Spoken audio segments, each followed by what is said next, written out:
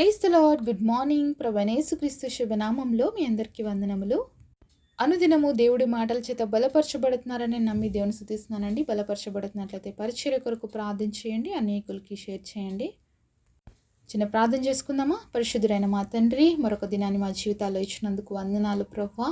ఈ దినమంతటి కొరకు మనం సిద్ధపరచండి. నీ మాటలు వినడానికి, గ్రహించడానికి శక్తినివ్వండి. మా ఒక్కొక్కరితో మాట్లాడమని, మమ్మల్ని బలపరిచి ధైర్యపరచమని యేసు నామములో ప్రార్థిస్తున్నాము తండ్రి. ఆమేన్. ఈరోజు దేవుని వాగ్దానము ఫిలిప్పీలకు రాసిన పత్రిక 4వ అధ్యాయము 6వ వచనం. దేనిని గురించి చింతపడకుడు గాని ప్రతి విషయంలోనూ ప్రార్థన విజ్ఞాపనల చేత కృతజ్ఞతాపూర్వకముగా మీ విన్నపములు దేవునికి తెలియజేయుడి. Philippians chapter 4 verse 6. Be careful for nothing, but in everything by prayer and supplication with thanksgiving let your request be made known unto God. దేవుడు ఇచ్చినటువంటి అద్భుతమైన వాగ్దానం మనందరి జీవితంలో నెరవేర్చబడును గాక. ఆమేన్.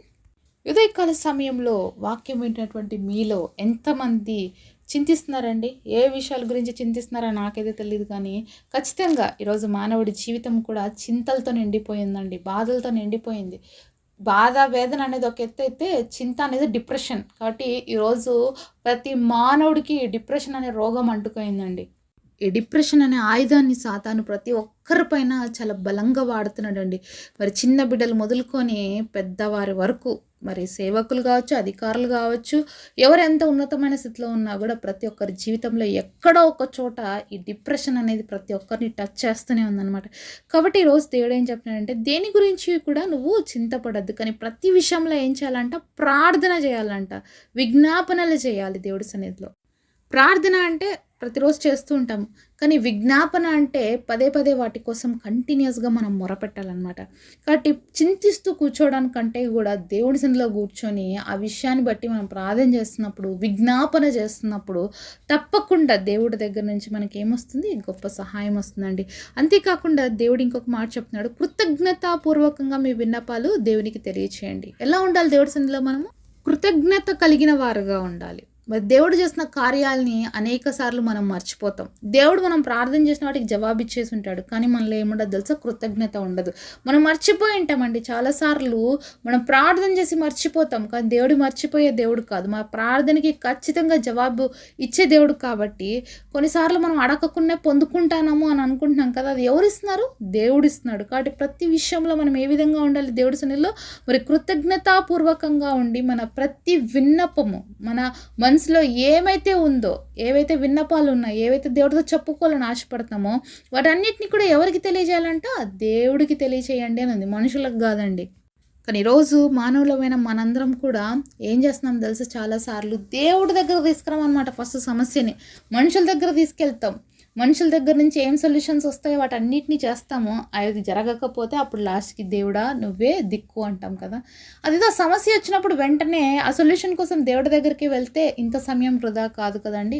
అందుకనే మొదటిగా మనం అలవాటు చేసుకోవాల్సింది ఏంటంటే, ఈరోజు మనకి ఏదైనా సమస్య వస్తే మొదటిగా దేవుడి దగ్గర తీసుకెళ్తాం. ఆ సమస్యకి జవాబు ఇచ్చేది ఆయన మాత్రమే, ఆ సమస్యకి పరిష్కారం ఇచ్చేది ఆయన మాత్రమే. కాబట్టి మొదటిగా ఆయన పాదాలు మనం పట్టుకుందాం, మన యొక్క సమస్యకి జవాబు ఇవ్వమని ఆయన అడుగుదాము.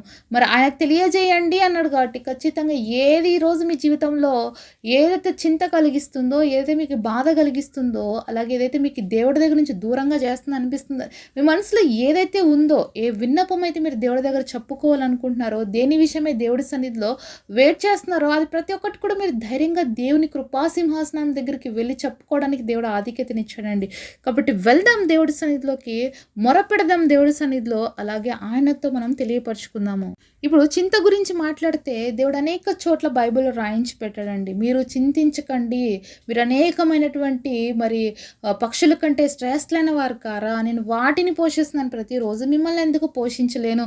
వాటికి నేను సహాయం చేస్తున్నప్పుడు నీకెందుకు నేను సహాయం చేయలేనని దేవుడు వాక్యము మత్తయి సువార్త 6వ అధ్యాయంలో చూసినట్లయితే దేవుడు మాట్లాడుతున్నాడండి. కాబట్టి ఈరోజు దేని విషయమే నువ్వు చింతిస్తూ కూర్చున్నావో దాని గురించి నువ్వు బాధపడుతూ కూర్చోవద్దు. దేవుడు నీ విషయమే చింతిస్తున్నాడు. నేను నిన్ను గురించి చింతించున్నాను కనుక నీ చింత యావత్తు నా మీద వేయము అని చెప్పేసి దేవుడు వాక్యం సెలవిస్తుంది. ఈ ప్రామిస్ ఎక్కడుందంటే 1 పేతురు 5వ అధ్యాయము 7వ వచనంలో ఉంది. ఆయన మిమ్మల్ని గురించి చింతించున్నాడు గనుక మీ చింత యావత్తు ఆయన మీద వేయండి. దేవుడు మన గురించి చింతిస్తున్నాడంట. మళ్ళీ మనం ఎందుకు చింతించుకుంటూ కూర్చోవాలంటే అందుకే దేవుడు చెప్తున్నాడు, నీ చింత, నీ బాధ, నీ వేదన నావే, నేను తీసుకుంటున్నావని నువ్వెందుకు చింతపడుకుంటూ కూర్చుంటావు? నాకు తెలుసు ఏ సమయంలో ఏది ఇవ్వాలో, అది ఏ సమయంలో ఏది చేయాలో నాకు తెలుసు కాబట్టి నేను చేస్తా. కాబట్టి నీ చింత నా మీద వెయ్యి అని దేవుడు చెప్తున్నాడండి. కానీ మనం అంత ఈజీగా వేసాం కదా, అబ్బా దేవుడికి ఎందుకులే చింత, నా చింత నేనే పడదాం అనుకుంటాము. నిజమే కదా అండి. దేవుడు ఈ ప్రపంచంలో ఎంతమంది చింతలు ఆయన మీద వేసుకుంటున్నాడు. ఆయనకు రెస్ట్ ఇచ్చి నా చింత నేనే చింతిద్దాం అనుకుంటున్నారా ఈరోజు? ఆయన దేవుడు అండి, ఆయన సర్వసృష్టికర్త. నీ చింత నా చింత ఆయనకు చాలా తక్కువ చింత. అది అసలు ఏం చింతనే కాదు అనమాట. ఎందుకంటే ఆయన చేతుల్లో ఉంది, ఆయన ఏదైనా చేస్తాడు. కానీ నువ్వు నీ చింతను తీసుకొని కూర్చున్నావు అనుకో, మన జీవితం ముగిసిపోతుంది. కాబట్టి దయచేసి ఈరోజు చింతల వల్ల కలుగుతున్న రోగాలు ఎన్నో ఉన్నాయి, మనందరికీ తెలుసండి. ఈరోజు మానవుని జీవితాన్ని పట్టి పీడిస్తున్న ఈ డిప్రెషన్ వల్ల అనేక మంది అనేక రకాలుగా రోగాలు పెరిగిపోతున్నాయండి. మీ అందరికీ తెలుసు. ప్రతి ఒక్కరి భారతదేశంలో ఎంతగా రోగాలతో సఫర్ అవుతున్నారు. ఇంటిలో ఒక వ్యక్తి రోగం లేని వాడు కనిపించినటువంటి గృహాల్లాగా మారిపోతున్నాయండి ఈరోజు. అలాంటి భయంకరమైన దినాల్లో ఉన్నాం, ప్రార్థించవలసిన దినాల్లో ఉన్నాం.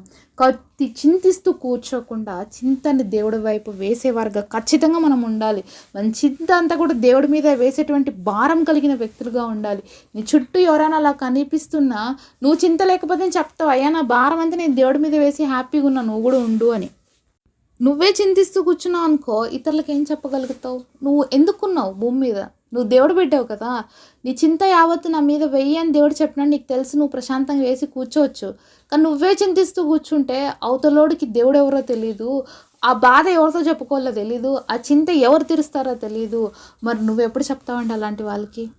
చింతతో, బాధతో, దిగులతో నువ్వు కూర్చొని ఉంటే ఎదుటివాడు నిన్ను చూసి అయ్యో వీడే ఇంత చింతలో ఉన్నాడులే, నా సమస్య వీడికి ఏం చెప్పుకోవాలనిపిస్తుంది. కానీ దేవుడి బిడ్డలుగా మనం ఎప్పుడు కూడా మనకున్న సమస్యలే కాదండి, మన సమస్యలు మన దేవుడి మీద వేసి ఇతరుల సమస్యలు కూడా దేవుడి దగ్గర తీసుకొచ్చేవారుగా ఉండాలని దేవుడి ఉద్దేశం.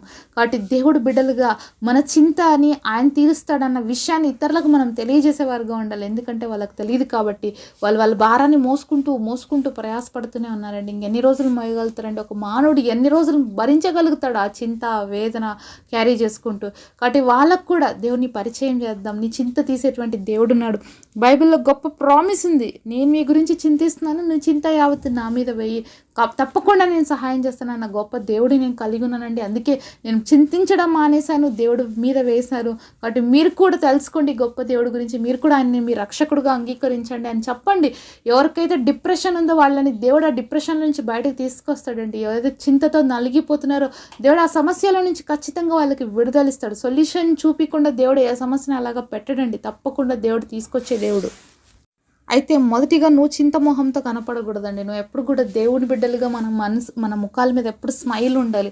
మనం చింతించుకుంటూ కూర్చుంటే మన ముఖాల్లో స్మైల్ ఉంటుందా? ఉండదు కదా. కాబట్టి ఎప్పుడు కూడా దేవుడి బిడ్డలుగా మన యొక్క ముఖాలలో చిరునవ్వు అనేక మందికి ఆశీర్వాదకరంగా మారాలి. ఊరికనే రాదు కదా అండి, ఊరినే నవ్వేస్తామా? ఊరినే నవ్వుతే పిచ్చోళ్ళు అనుకుంటారు, కానీ నిజంగా నవ్వాలండి. అది ఎప్పుడు నవ్వొస్తుంది తెలుసా? మనకి మన హృదయంలో దేవుడి పైన స్ట్రాంగ్ నమ్మకం. దేవుడు అంటే తప్పకుండా చేస్తాడు, నా చింత ఆయన మీద వేశాను కాబట్టి ఆయన ఏదో ఒక రోజు నాకు ఖచ్చితంగా సొల్యూషన్ ఇస్తాడు అని ఎవరికైతే స్ట్రాంగ్ డిజైర్ ఉంటుందో వాళ్ళు మాత్రమే నవ్వగలుగుతారండి మనస్ఫూర్తిగా. పరిస్థితులు ఎన్నున్నా, చుట్టూ ఎంత బాధ ఉన్నా, ఎంత చింత ఉన్నా, చింత అంతా దేవుడి మీద, చెత్త అంతా పడేసేస్తాం కదా పక్కకి దేవుడి మీద ఉన్న విశ్వాసంతో. కాబట్టి ఈ చింతలన్నీ కూడా ఒక టైప్ ఆఫ్ చెత్త అనమాట. మనల్ని ట్రబుల్ చేస్తాయి, మనకి ఇబ్బంది కలిగిస్తాయి. ఆలోచించడం వేరు, చింతించడం వేరు. ప్రతి విషయంలో ఆలోచించాలి. ఎందుకంటే దేవుడు మీకు ఆలోచన చెప్తాను, నడిపిస్తానని చెప్పి దేవుడే ప్రామిస్ చేశారు కీర్తనలు 32:8. అయితే ఈరోజు ఆలోచించడం ఇంపార్టెంట్, బట్ చింతించడం అనేది చాలా తప్పు. కాబట్టి ఈరోజు చింత అనేది కూడా ఒక కైండ్ ఆఫ్ సిన్, పాపం. కాబట్టి ఆ చింతనంతటినీ కూడా దేవుడి మీద వేసేసి ప్రశాంతంగా ఉండడం అలవాటు చేసుకుందాం. ఎందుకంటే చింత ప్రతి కుటుంబాన్ని చిదిమేస్తుందండి. కుటుంబంలో మనశ్శాంతి లేకుండా చేస్తుంది, నెమ్మది లేకుండా చేస్తుంది. కాబట్టి ఆ కుటుంబంలో ఉన్న చింత దేవుడి మీద వేస్తే ఆ కుటుంబం పరలోకంగా మారిపోతుంది. మీ అందరికీ ఆశ ఉంది కదా మీ కుటుంబాలని పరలోక రాజ్యంగా మార్చుకోవాలని. ఈరోజు ఏ చింత ఉందో, ఏ బాధ ఉందో ప్రతిదీ కూడా దేవుడి దగ్గర తీసుకొద్దాము, ఆయనకు అప్పగించి మనం ప్రశాంతంగా ఉందాం. అట్టి కృప దేవుడు మనందరికీ కూడా దయచేయునుగాక. పరిశుద్ధుడైన తండ్రి, ఎంత గొప్ప వాగ్దానం మా అందరికి ఇచ్చావు తండ్రి. ఈరోజు చింతించినటువంటి మానవుడు లేనటువంటి పరిస్థితులే కనిపిస్తున్నాయి ప్రభా. అయితే మా చింత, మా బాధ, మా వేదన యావత్తు నీ మీద వేస్తున్నాం తండ్రి. మేమందరం ప్రశాంతంగా ఉండడానికి కృపనివ్వండి. నోటితో చెప్పేవారుగా కాదు కానీ ఖచ్చితంగా దాన్ని మీ మీద ఉంచి ప్రభా మేము రిలాక్స్ అవ్వడానికి, ధైర్యంతో ముందుకు సాగడానికి, మేమందరం ఆశీర్వాదకరంగా ఉండి అనేకులకి ఆశీర్వాదకరంగా మార్చబడటానికి మా అందరికీ కృపనివ్వమని యేసు నామములో ప్రార్థిస్తున్నాము తండ్రి. ఆమేన్.